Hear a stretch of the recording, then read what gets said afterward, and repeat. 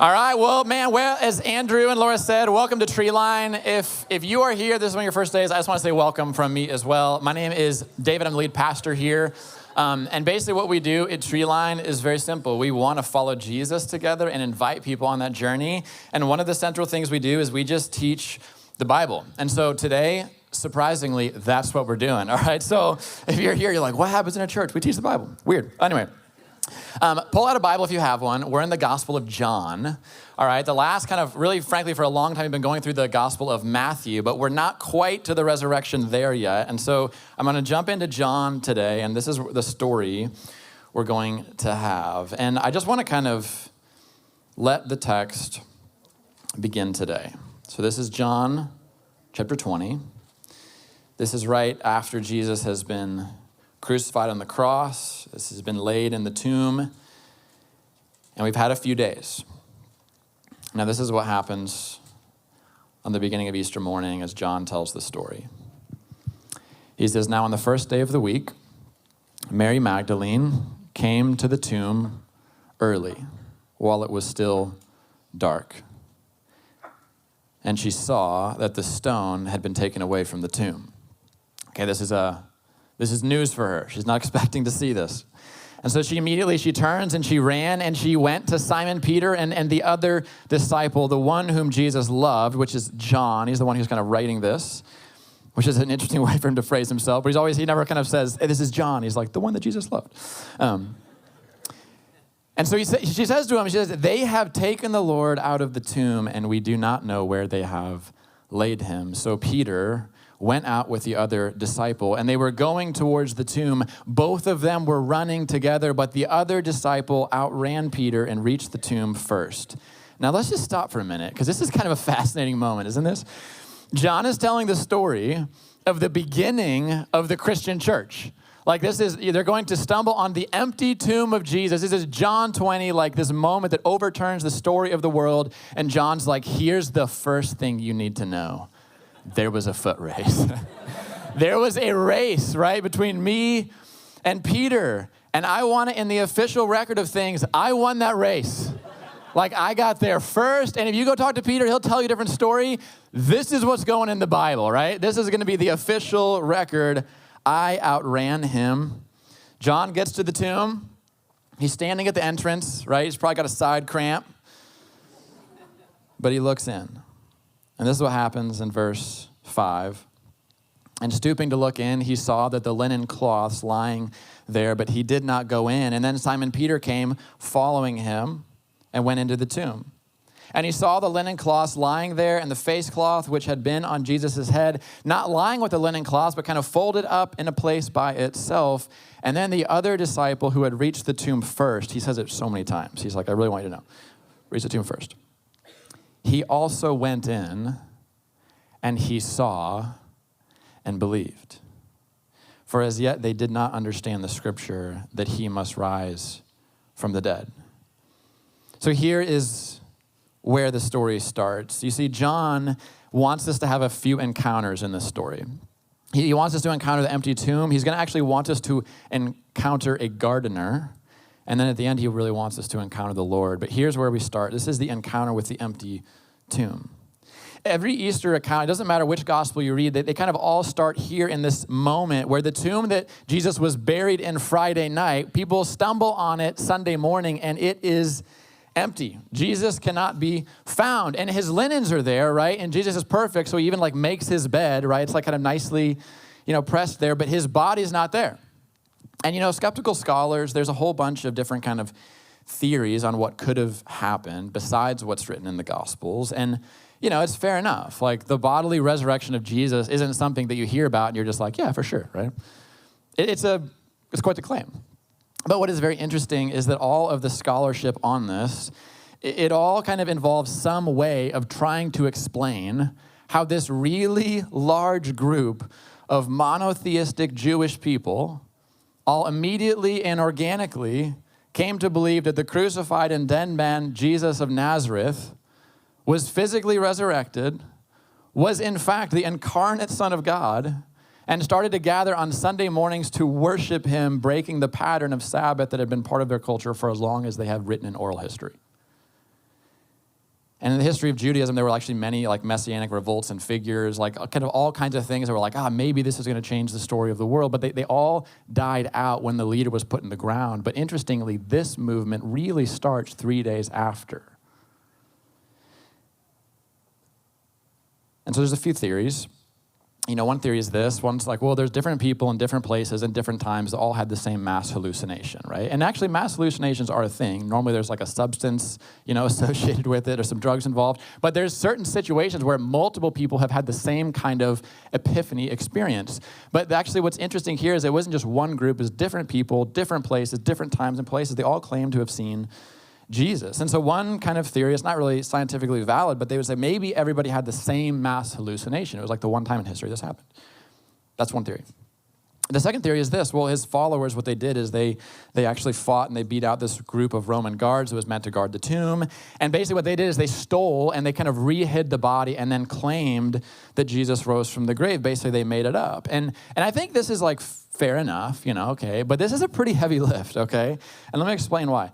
This presupposes that in the course of a few days, this small group of uneducated fishermen created an entirely new religion, philosophy, anthropology, and theological paradigm centered on the resurrection of Jesus that had zero historical parallels or precedents. And that this secret meeting of these fishermen those few days was so effective, it has since led to the modern anthropology of the individual, the Enlightenment, egalitarian society, the abolition of slavery, and the birth of our modern world. Very effective meeting between these fishermen over these few days. Like, it's just a heavy lift. Be like, really, is that what happened? Well, here's the third option. The third option is that Jesus actually faked his death.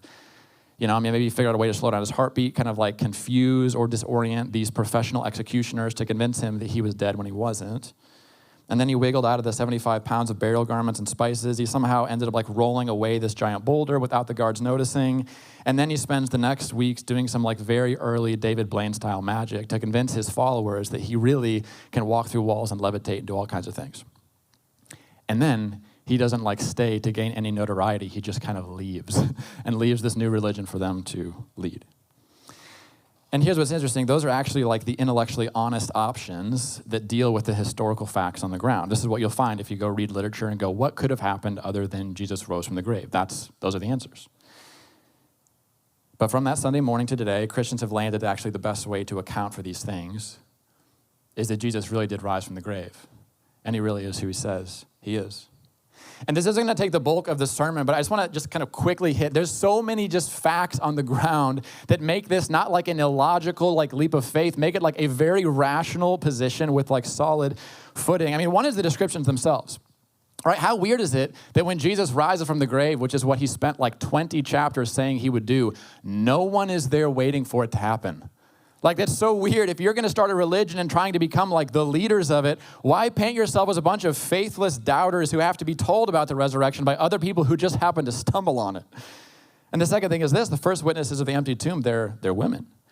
And women had no social or legal standing in the ancient world. Like, you couldn't even have them as an eyewitness of a crime in the first century. Like, that was how patriarchal the society was and how low a view of society had of women. And so if you're starting a myth about the resurrected Son of God, you're probably going to pick a more reliable first witness for that event than Mary Magdalene, who we meet in the Gospels as the woman that Jesus cast 7 demons out of.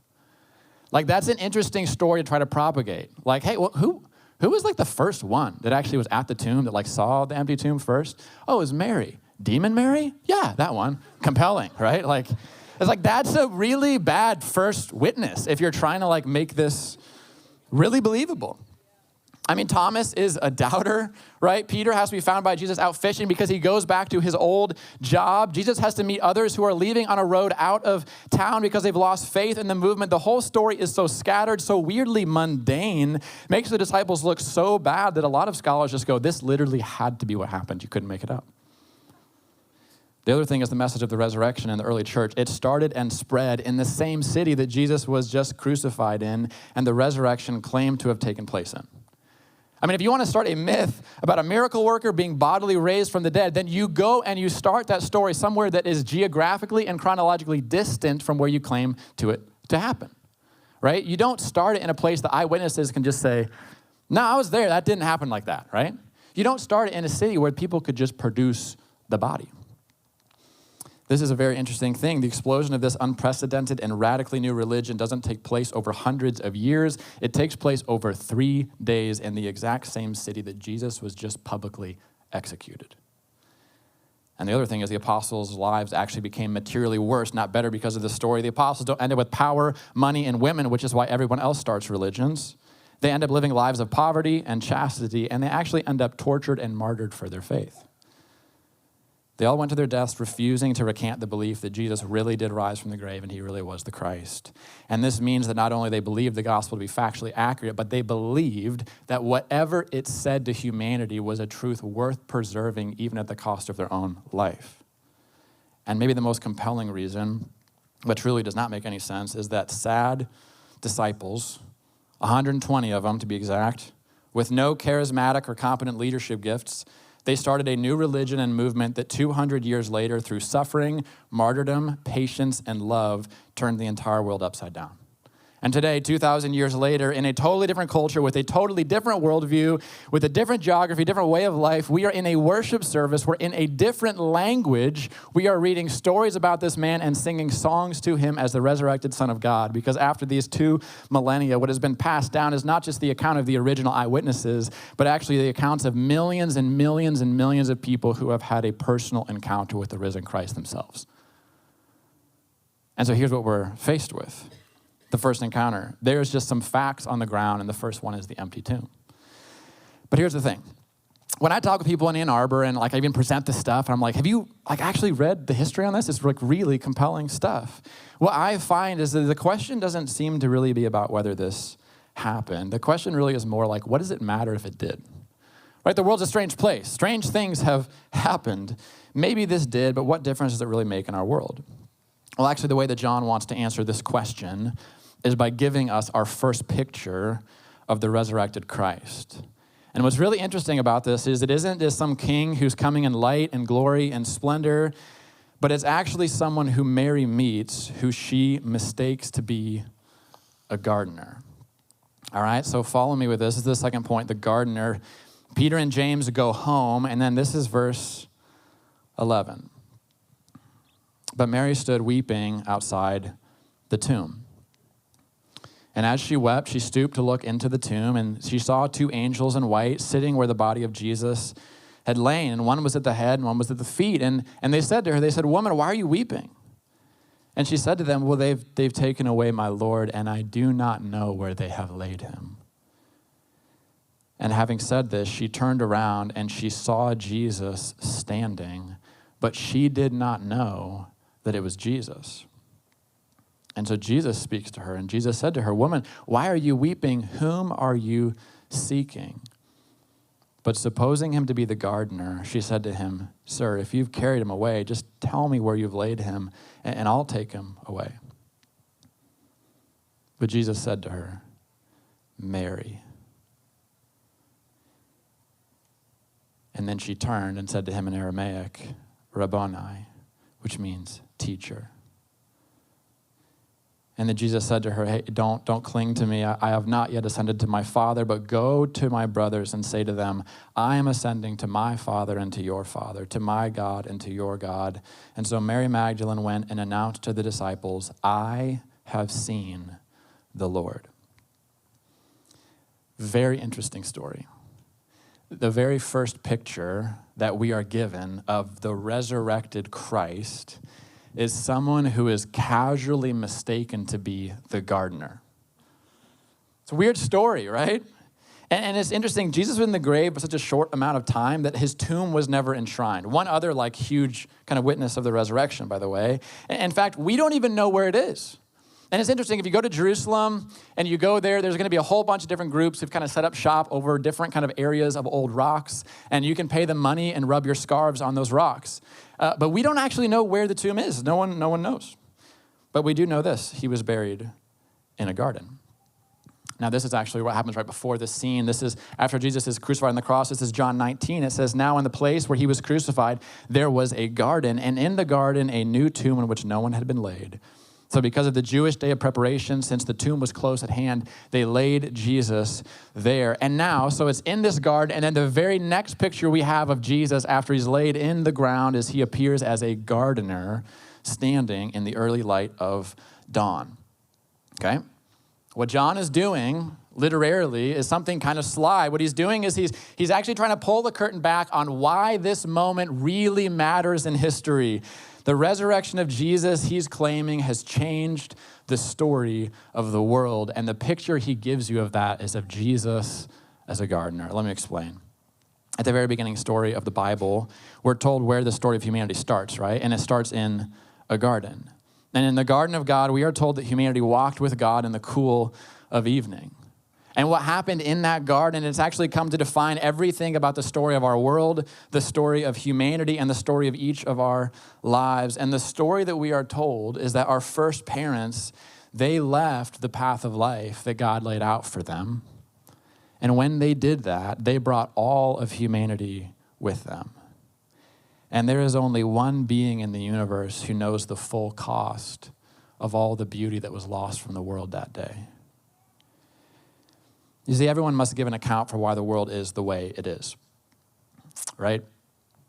And everyone has to give some answer for this. And the Bible begins by telling us that the reason our world feels so broken is because it is.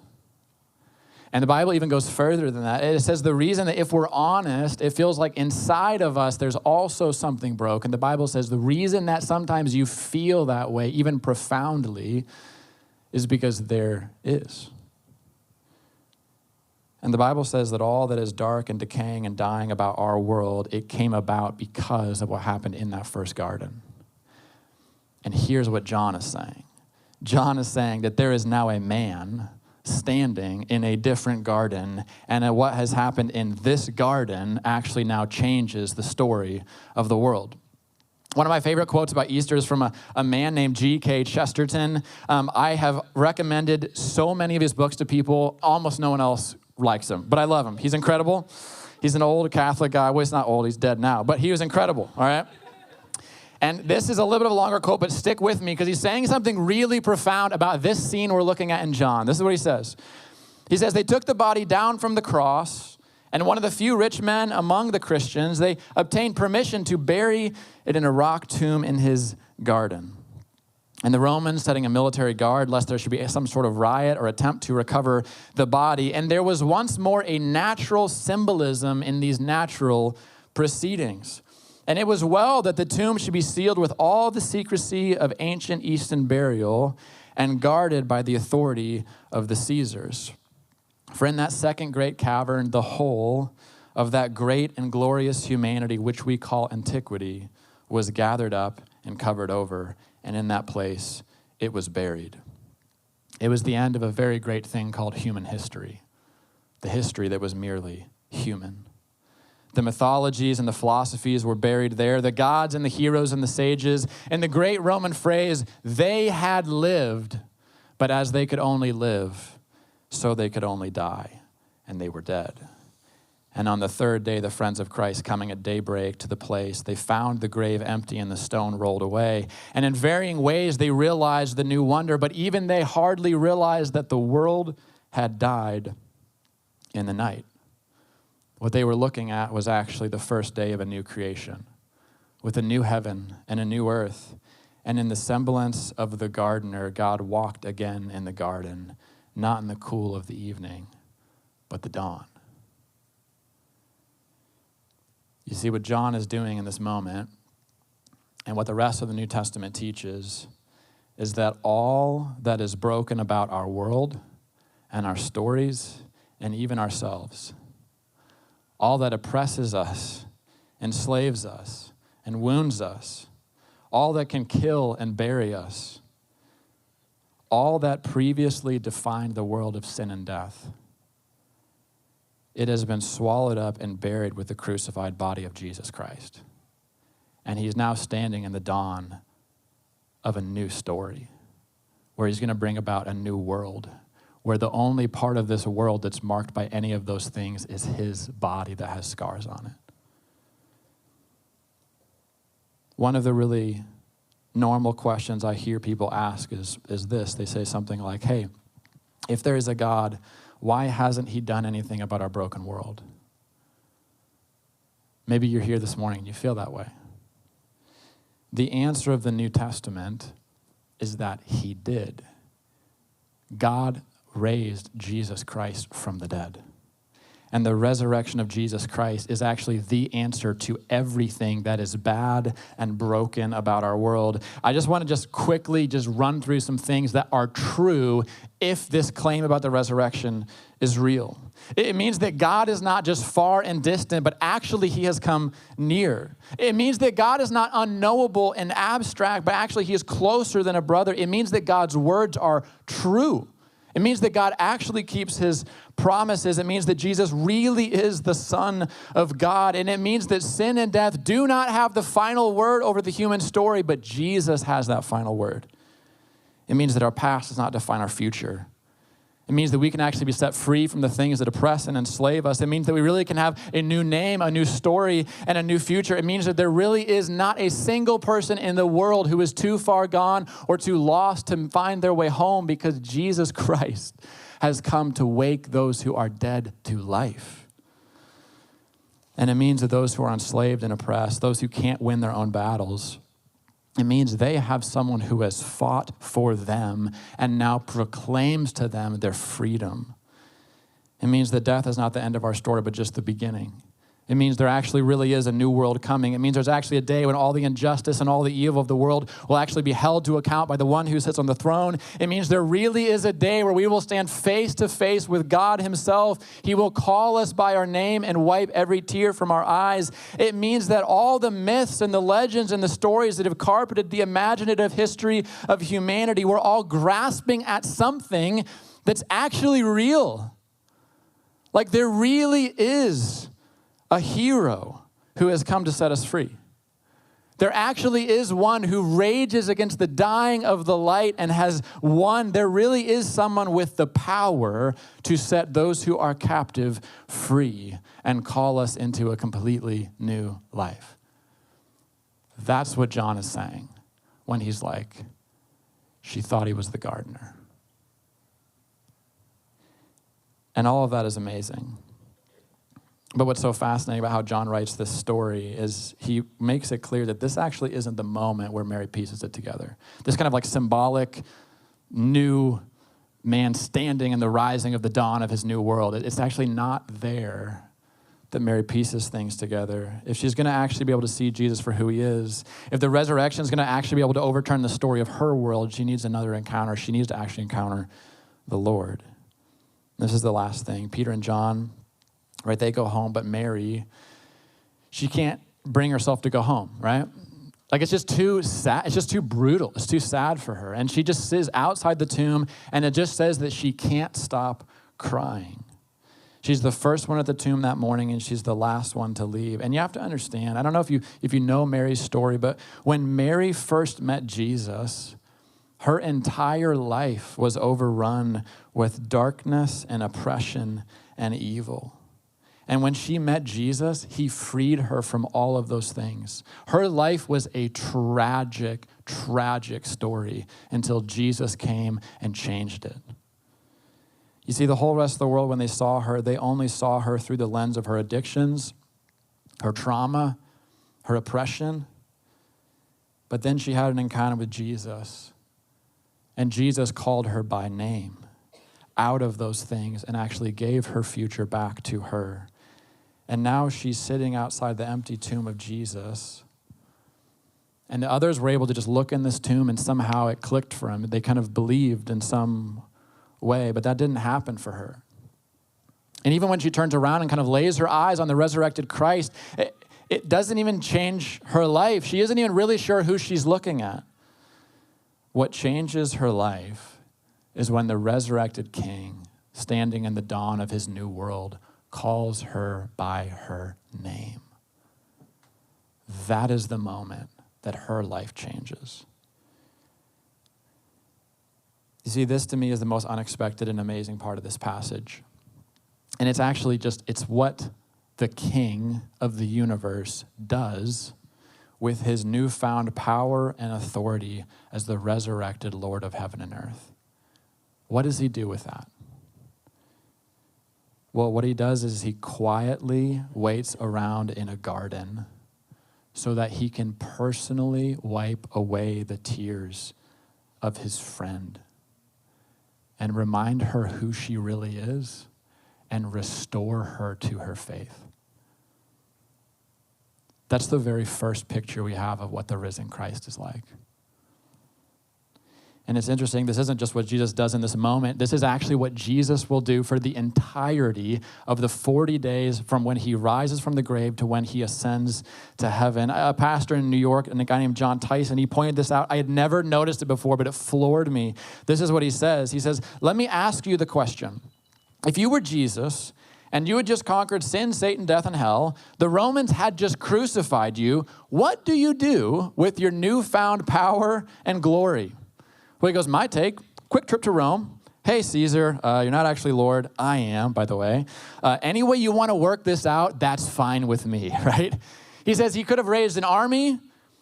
He could have started an empire. He didn't do any of that. Instead, he spent 40 days finding his friends who were confused, had denied their faith, had dropped out, and he restored them. Every scene that we see of the resurrected Christ has something to do with this. It's his heart for people who are broken in the broken world. Jesus meets his wounded friend Mary in a garden so he can call her by name once again and personally wipe her tears away. He can actually come and touch the unique ways that sin and death have wounded her story. Then Thomas, right, one of the first apostles, he misses the first appearance of Jesus to the group. Jesus shows up, he meets everybody, Thomas is not there. Like he's out getting sandwiches or something. Like, I don't know. He's just not there. And then he comes back and they're like, Jesus is alive. And the tomb's not just empty. He is walking around and we saw him. Thomas is like, I don't believe you. I don't believe you. I'll never believe. I can't believe. I will not believe unless I can take my fingers and put them in the holes in Jesus's hands. And so Jesus finds Thomas and says, Thomas, here I am. Here you go. He's like, I'll condescend to that level. You want to do that to my body? You want to put your fingers in here? Go ahead. Thomas, believe. Jesus will find Peter out in a fishing boat. Peter, the leader of the church, the very last thing he really does with Jesus is he denies him 3 times when it really mattered most. And Jesus finds him, restores his calling and his purpose, and he says, hey, feed my sheep. One of the other appearances of Jesus is the 2 disciples who are on the road to Emmaus. Maybe you've heard this story. It's a powerful moment, right? They don't really recognize who Jesus is. They're on the road with them. He's like, where are you going? They're like talking about it. And he begins from the Old Testament all the way to the New, and he explains how every single thing in the entire scripture has always been pointing to him. But here's the context of that story. Jesus is walking with these people as they're walking away from him. They're walking away from Jerusalem. They've given up on the movement, given up on Jesus. They've lost their faith. They're walking away, and Jesus walks with them as they're walking away from him. He pursues people like that, and he restores them. Because this is the Lord. This is what he's like. This is what he uses his power and his authority to do. It's to run after people who have doubts and questions, those who've lost hope and purpose, even those who have actually failed and denied him and wonder if there's any possible way they could ever be used by him again. Jesus says, those are the people I'm after. And I'm not just after them, I'm actually going to restore them, and I'm going to build my kingdom with them. Is that any of your stories today? Maybe you walk in here and you're like, dude, I'm not one of those like weekly, faithful Christians. My life is way too broken for that. I'm just kind of here. And I think I have the kind of story that I could never be the kind of people that Jesus wants for his kingdom. It may be that you just have never actually met the resurrected Christ. You don't know what he's like. One pastor says it like this. This is how we're going to end. The band can come back up. This is what he says. He says, in many respects, I find an unresurrected Jesus almost easier to accept. And what he says is this, he says, Easter actually makes him dangerous. Easter makes him dangerous. It's because of Easter, I actually have to listen to his extravagant claims. I can no longer just kind of pick and choose from his sayings, but moreover, Easter means that he must be loose out there somewhere. The tomb is empty, and it means Jesus is out there. He's in Ann Arbor. He's doing stuff. And it may be that the reason you're here this morning is because this risen Christ has actually been pursuing you. And you might have not had eyes to see. You might not even really be able to see that it's Jesus who's pursuing you yet, but you can't shake this feeling that there's more for you than just your family, your job, your money, your hobbies, and this quickly approaching death. You've been maybe swept up with this looming question that maybe there really is more to my life than what I've currently experienced. Maybe there's actually a deeper purpose for me out there. Maybe you're the kind of person that walks in and you just feel like your whole life that you are like the wrong kind of person for this. Your doubts are too big, your story's too broken, you're too hurt, you're too wounded. You are on a different road going somewhere else. But what if those are exactly the people Jesus came for? What if the reason you're here today is not because a friend invited you or you somehow just wanted to go to an Easter service, but what if you're actually here because Jesus has brought you here so you can have an encounter with him? Not just with some facts or with some rational arguments, or not even with some like big picture of like the resurrected king who's coming to change everything. But what if the risen Christ today wants to meet you in your personal story? He wants to actually heal the unique wounds that you have because of your sin and your story that's wounded you. What if he actually wants to put his finger on the things that are broken, the things that hurt, the things that aren't meant to be, and he actually wants to use his power and his authority to actually begin to unwind those things in your life so that you can have a new story?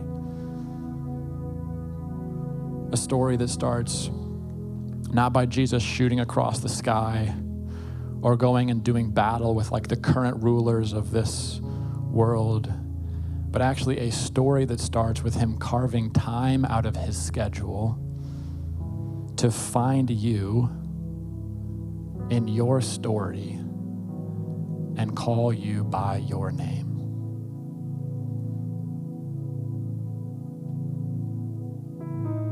Let me pray for us.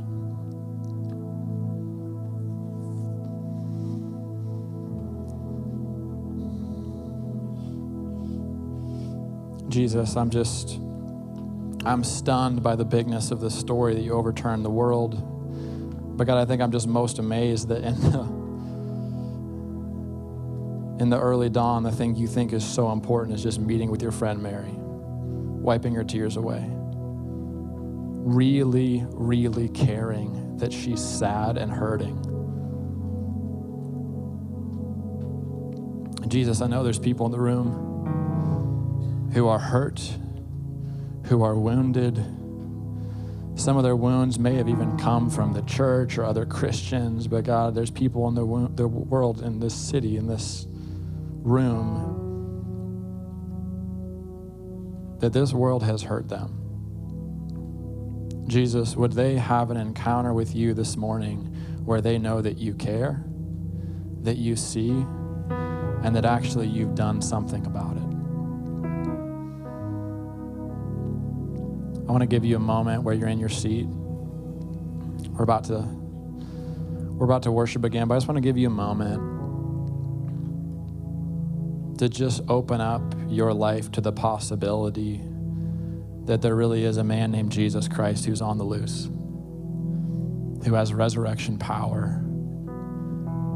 And I want to just give you a moment to hear what he might have to say to you this morning.